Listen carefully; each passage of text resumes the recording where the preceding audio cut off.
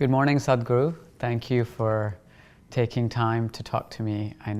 You were just telling me just now your travel schedule, which is kind of hectic. So I'm glad to have a moment to sit down with you today. The people listening are people all over the world who are interested in the fashion industry. The people watching might also not know everything about you, but I never intended, but people are thinking I just design my own clothes and now people are saying it's a big fashion statement, so It could be. I mean, it is not by beautiful. intent. Just by natural choice. But I wanted to start the conversation by, for those people who aren't familiar with you and your work and your story, if you could just introduce us a little bit to who you are and how you've ended up becoming the person you are, and what is it that drives you? Oh, I'm not driven by anything. Okay. I'm self-driven, not driven by anything. Not used to talking about myself because I never thought there's nothing much to say. But people who want to understand what you do, like how do you explain it to someone? Well, there are many areas of work. So people are always trying to define themselves by what they do. Right.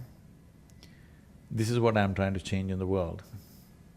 What you do should not define who you are. Who you are should define what you do. Right.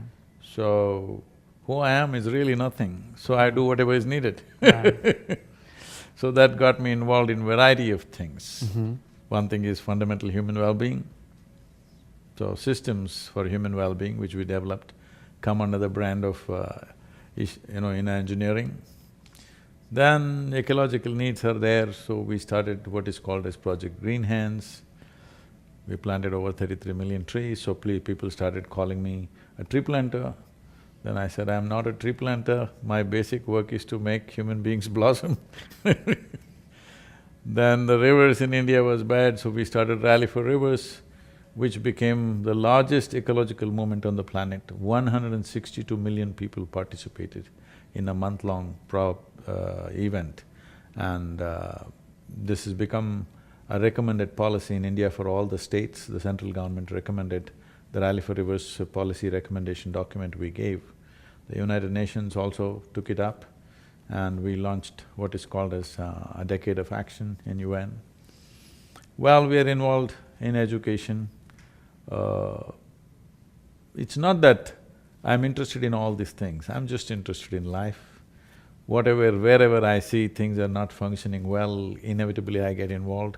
So education, health, nourishment, ecology and now fashion, because the way we dress is destroying the world.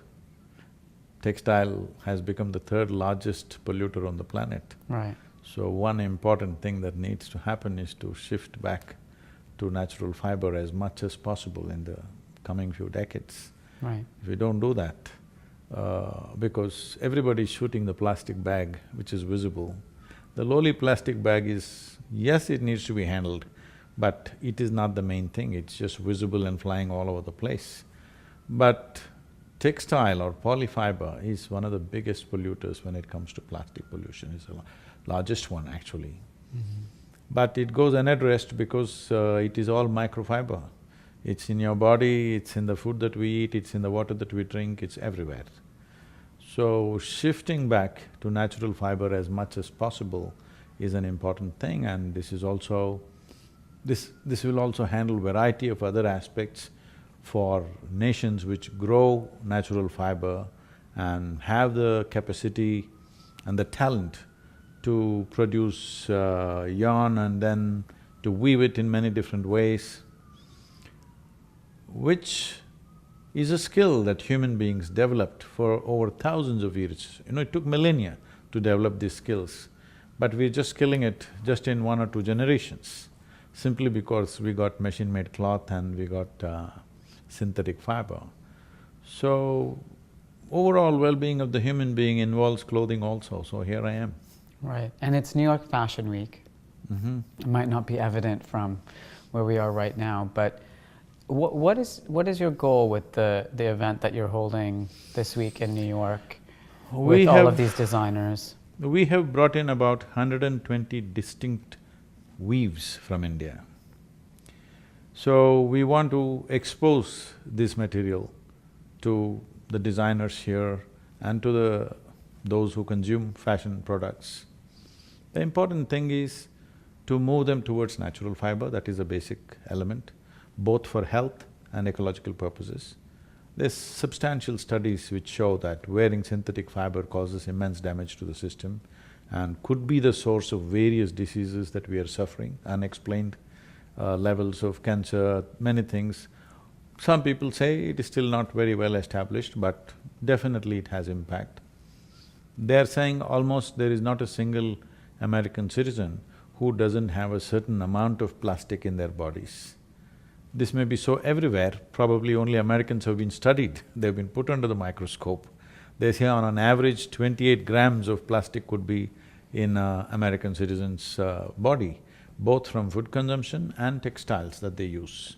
Especially for children, the level of skin allergies and other things you're finding is mainly because of the type of clothing they're using. And once you use synthetic clothing, it is very flammable.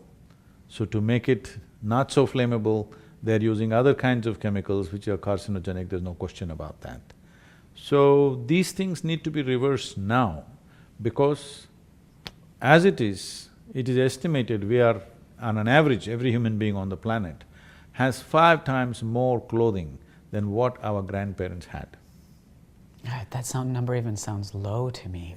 That's among your clients. Yeah, I mean, when I see people's closets on now, an average, yeah. I'm saying. Yeah. But by 2025, they said that's going to double, that means we'll have 10 times more. So when this kind of phenomenal increase in textile consumption is on the threshold, I think it's very important we bring back natural fiber. Okay.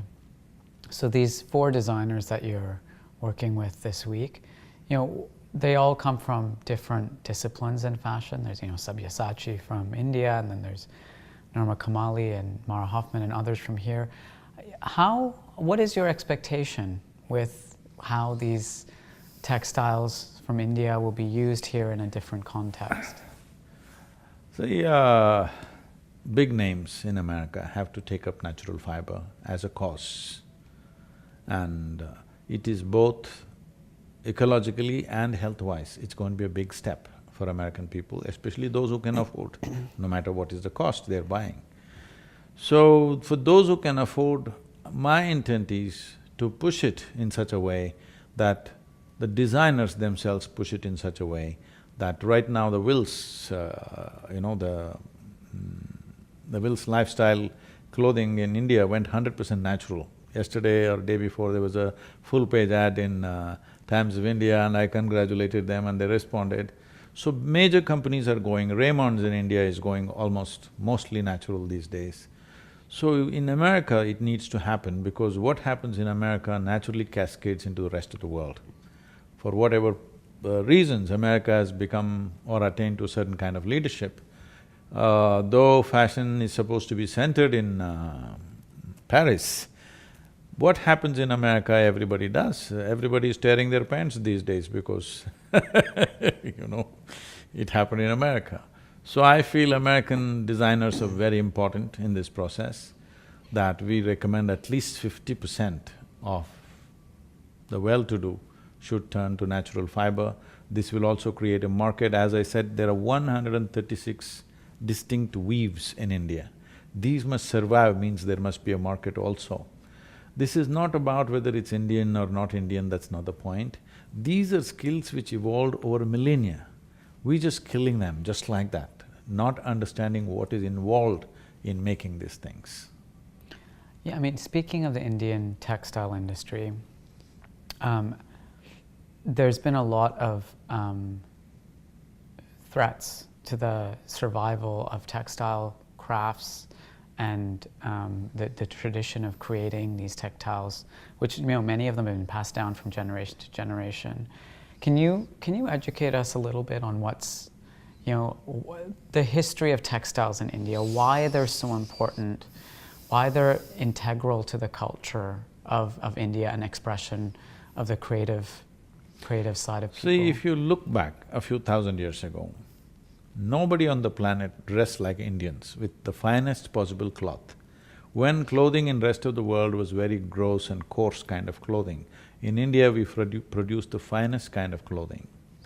Well, I'm talking about looking at because in India we don't record history by factual facts and accounts and numbers and things like that. But if you look at the stories, if you go back to a story like Mahabharata, almost 6,000 years ago, they're talking about pitambar, a silk cloth which is very fine and which has certain, in terms of its color and its vibrance, it's of a certain kind. 6,000 years ago, they were wearing those kind of clothes.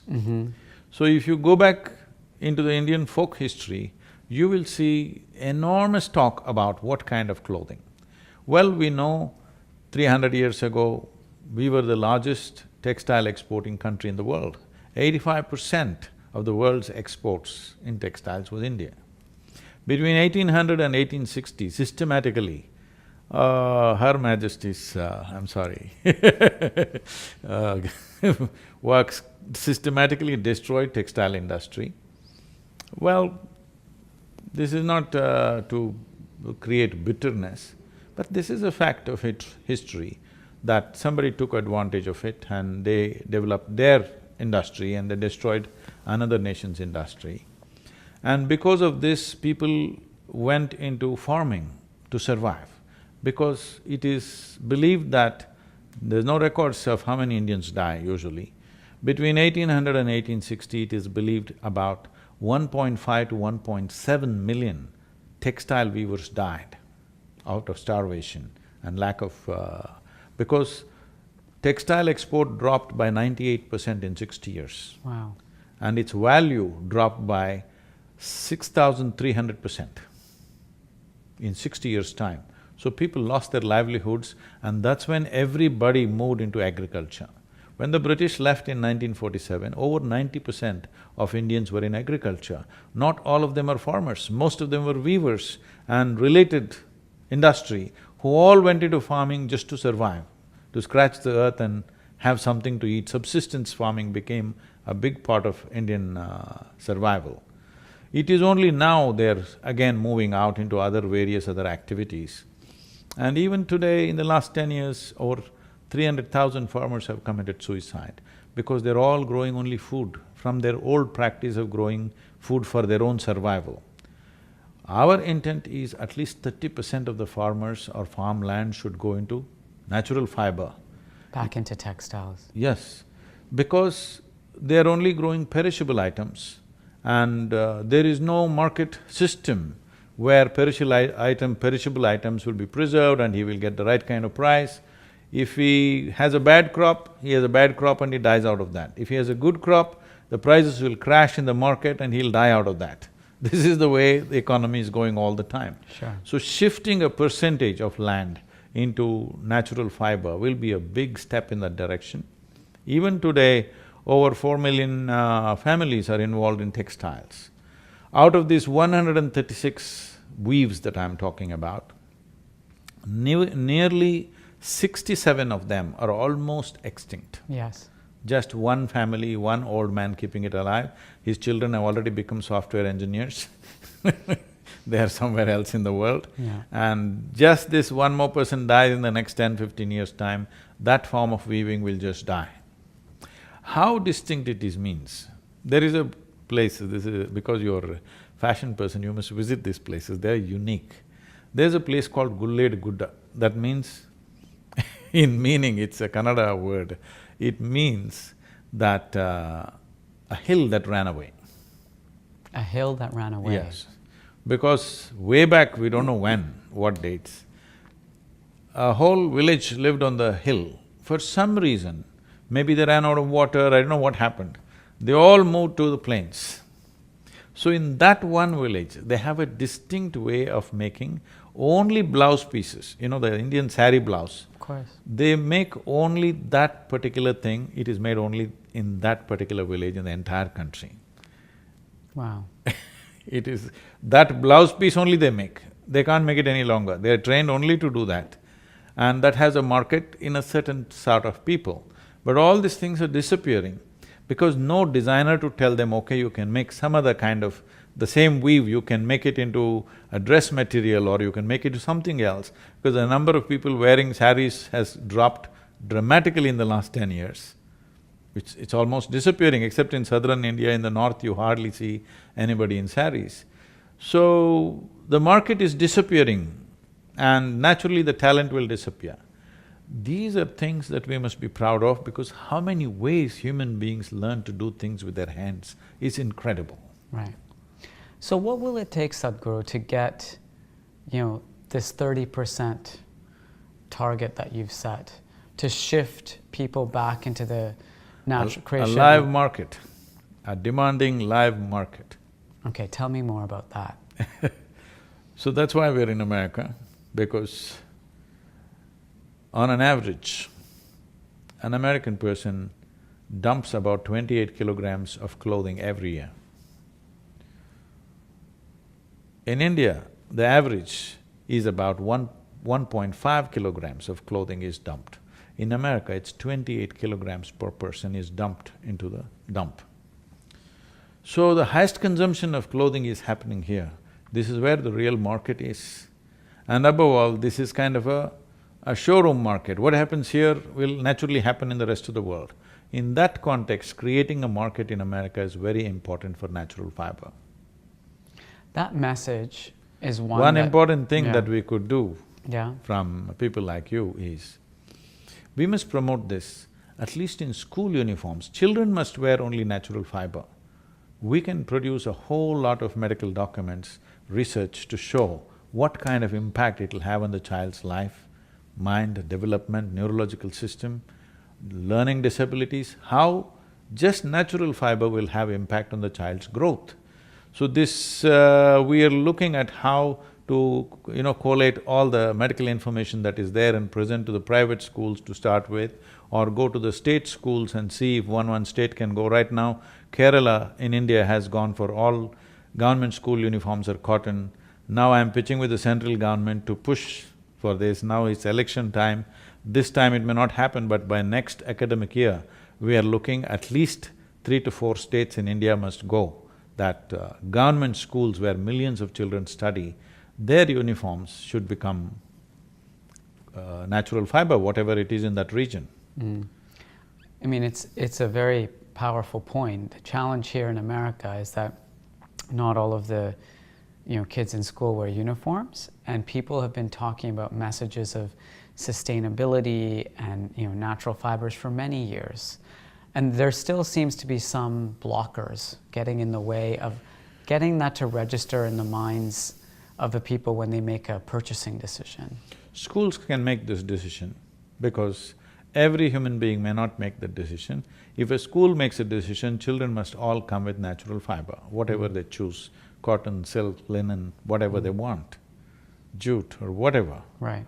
So if they make the decision whether they're wearing a fixed uniform or whatever they wear, the most important thing is, we must move away from this sense of clothing must be all starched like a knife and, must be pointing this way, we are not in some army or something. It's all right to wear something little crumply, Actually, the most affluent people are wearing very crumply and torn clothes again. This is true. The other interesting connection to Indian textiles happens to be a timely one, because this is the 150th anniversary of the birth of Gandhi. That is why we've called this Fashion for Peace. Okay, so tell me I'm part of the that. 20-member committee chaired by the Prime Minister for this. So as a part of this, we are doing 3 major focus of activity. One thing is, we are doing big movements with the farmers. So, we are setting up large-scale farmer-producer organizations, bringing scale to India's farming. India's farming, the biggest problem is lack of scale, because average land ownership is 1 hectare, which is 2.25 acres. With that scale, the investment that goes into it is no way he's going to make it. So the important thing is integration, not of land, but of input in terms of irrigation and marketing. These two things we want to integrate through what is called as a farmer-producer organizations, for which work is going on. We're setting up a few model villages, and this work is going on because that was very dear to Mahatma Gandhi, the village life that should be sustainable and economically dignified for the rural population. The next thing is textile, because when you think of Mahatma Gandhi, you're always thinking of a spinning wheel, charaka it's called. So we are into textiles, this is called Save the Weave project, and right now it is being… in America it is named as Fashion for Peace, but in India it goes by the same umbrella brand, Save the Weave. Many things are being done. We are identifying all those type of weaves which are dying, which are sure to die in the next 10 to 20 years' time, because there's only one family usually keeping it up. We are seeing how to put young people who are interested in learning and propagating that and taking it up as a business. For all this, market is important. That's why one focus is here, and in India we're doing various other things for the same. The third thing is, there is no culture of peace in the world, in the sense, whenever there is a war or conflict, we have conflict resolutions, but we have not focused on developing a culture of peace. There are communities in the world who have developed a culture of peace among themselves, that they have found ways… See, in every transaction there could be conflict. This is the nature of human transactions. But if you evolve a culture of peace within yourself, in your community, in your nation, among nations, then there is a way of resolving these problems and these potential conflicts in a peaceful manner. So, we are looking at conversations with celebrities who will turn everybody's heads in the world, those kind of celebrities. One we will do either in New York or Washington, another in London, one in Berlin and one in Moscow, and then we are closing with Porbandar. We are establishing a… That's where Gandhi was born, Porbandar. Yeah. We wanted to put this in Porbandar, but now they asked us to move to Ahmedabad. So Ahmedabad, where Sabyasachi ashram is, where Mahatma Gandhi's ashram is, if you… overlooking that, if you look from there, down below is the riverfront of Sabyasachi river. So at that place where from the ashram you can see it, every day there are thousands of visitors to Mahatma Gandhi's ashram, they can see a 12-foot tall bust put on a 4-foot high platform designed in a certain way. As you know, we built this Adiyogi statue in a unique way. So this is being already made in our center. So we will do that on 2nd of October, which is Mahatma Gandhi's birth anniversary. I wanted to conclude the conversation. I would be remiss if I didn't ask you a bit of advice, because there's millions of people around the world who seek your counsel on navigating life and the vicissitudes of life, as some people call them. Earlier I was talking to you about what once one person called or told me or described to me as an epidemic of stress in the world. And in our industry, in the fashion industry, but as you pointed out, in every industry everywhere, people are stressed. Where do you think this epidemic of stress comes from, and how can people eradicate stress? So stress is not because of a situation in which we exist. Stress is because of a situation that we do not know how to manage our body, our mind, our emotions and our energies. Because essentially because you have a very complex machine here. If you want to look at human mechanism, it is the most sophisticated machine on the planet. Though everybody is too enamored with their iPads and iPhones and whatever other phones they're using, they're calling them smartphones. You call somebody smart only when you find them smarter than you, isn't it? Hello? Isn't that the normal? Yeah, I You, can you see say, that. oh, this is a very smart guy. Why? Because you found him smarter than you. Okay. So the phone has become smarter than you in some way, because at least it seems to know what it is doing. Most human beings don't know what the hell to do with themselves because they're going at a very sophisticated machine without even reading the user's manual, to put it simply. They haven't paid attention to how this one works. Simply they want to conquer the world. They are a mess, but they want to conquer the world. See, when you yourself are an issue, how will you handle any issue, tell me? If fashion is stressful, well, politics must be horrible. Running an automobile industry must be worse. Spirituality must be terrible because all the time you're meeting these people. Right.